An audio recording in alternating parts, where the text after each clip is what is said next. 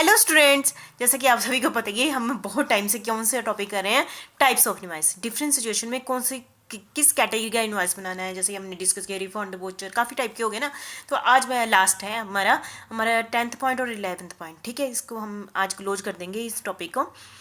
Continuous supply under GST law. Continuous supply क्या होती है, जैसा कि आप सभी को पता है, ये इसमें दो टॉपिक आते हैं। Continuous supply of goods section 232, ठीक है, और दूसरा टॉपिक है continuous supply of service section 233।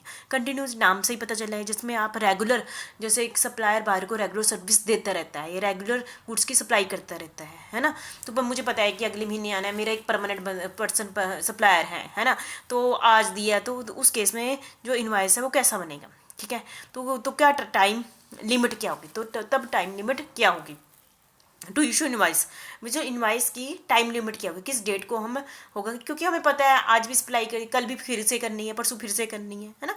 Continue supply होती रहती है। तो उस केस में हमारे पास दो टॉपिक आ जाते हैं, ठीक है। Continue supply of goods section 232 और continue supply of service section 233, ठीक है।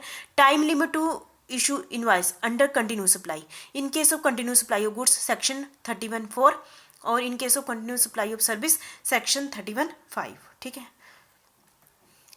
पहले हम किसका ले लेते हैं, गुड्स का लेते हैं। Time limit to issue invoice under continue supply in case of goods section 31(4), ठीक है, सेक्शन 31(4), ठीक है। इतना आपको पता चल गया। इसमें दो टॉपिक हैं, मतलब कि जब हम ऐसी सप्लाई कर रहे हैं, गुड्स की कर रहे हैं जो कंटिन्यूस होती रहती है सप्लाई के द्वारा रिसीवर को, ठीक है। तो उसमें दो सिचुएशन आ गई। पहली क्या आ गई, if the successive statement of account are involve, successive statement of account are involve, जैसे अकाउंट स्टेटमेंट इन्वॉल्व है तो तब invoice shall be issued before और एट द टाइम। कब इनवाइस इशू करते हैं, बिफोर और at the time of each such statement is issue. जब स्टेटमेंट इशू की जाती है तो तब इनवॉइस पर कौन सी डेट होगी, इशूड बिफोर और at the time of each statement is issue, each statement is issue से पहले या उस दिन को, ठीक है। If successive payment are involve, जब पेमेंट इन्वॉल्व होती है तब invoice shall be issued before और at the time of each payment, at the time of each payment, at the time of each payment, ठीक है। तो क्लियर हो गया। ऐसा ही टॉपिक जो पहला हमने गुड्स के लिए किया था सेक्शन 31(4), अब हम करेंगे वही topic in case of service और सेक्शन 31(5), ठीक है। इसमें तीन टॉपिक है, ठीक है। Due date of payment is ascertain, जैसे ड्यू डेट हमें पता है, ड्यू डेट पता है, सर्विस किस दिन ड्यू डेट है, पेमेंट करनी है, तब ऑन और before the due date of the payment, तब क्या टाइम लिमिट क्या होगी, ऑन और before due date of the payment. Due date जिस दिन, ड्यू मतलब किस दिन पेमेंट करनी है, उस डेट और उससे पहले को माना जाएगा, है ना। दूसरा है due date of payment is not ascertain, जहाँ पर ड्यू डेट को हम पता एसेटेन नहीं कर सकते, तब ऑन और before date on which payment receive, जब सप्लायर पेमेंट रिसीव करता है, ठीक है, वो जिस दिन रिसीव की या उससे पहले की डेट होगी। और थर्ड है हमारा payment is link to completion of the event. Completion of event मतलब जो भी उन्होंने आपस में कॉन्टैक्ट किया वो इवेंट के कंप्लीट होने पर पेमेंट, है ना, इज लिंक टू, है ना, ऑन और before the date of completion of the event, on जिस दिन वो इवेंट पूरा कंप्लीट हो गया उस दिन या उससे पहले, ठीक है। तो ये तो सिंपल सी बातें हैं, लेकिन हमने सेक्शन वाइज बात करनी थी तो आपको बता दिया, ठीक है। ये था हमारा 10th पॉइंट, लास्ट टॉपिक हमारा, ठीक है।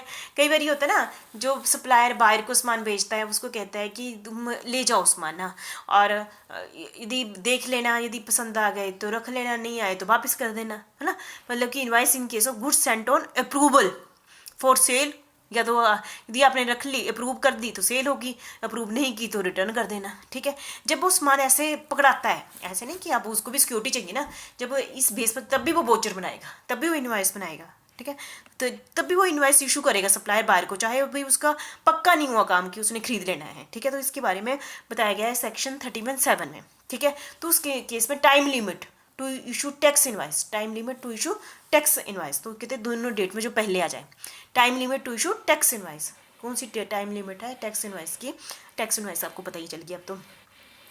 बिफोर और at the time of supply, जब उसने सप्लाई की ना, सप्लायर ने बायर को सप्लाई की जो ले जाओ, उस टाइम या उससे पहले का टाइम, ठीक है। 6 month from the date of removal, जब उसके रिमूव होगी वहाँ से उसके साथ 6 महीने ऐड कर लो, जो भी डेट पहले आ गई उसको हम कहेंगे टैक्स इनवाइस पर, टाइम लिमिट टू इशू, है ना।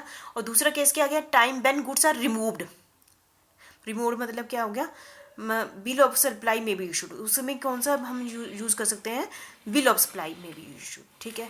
तो इसी के साथ हमारा टॉपिक कंप्लीट होता है, कौन सा, type of invoice in case of different situation, जिसमें हमने 11 पॉइंट डिस्कस किए हैं सारे। हमारा मेन सेक्शन 31 ही रहा, वहाँ पर 1 2 3 है ना, फिर आगे सब सेक्शन भी रहे, ABCDEFG, है ना, ये सारे हमारा 31 भी रहा।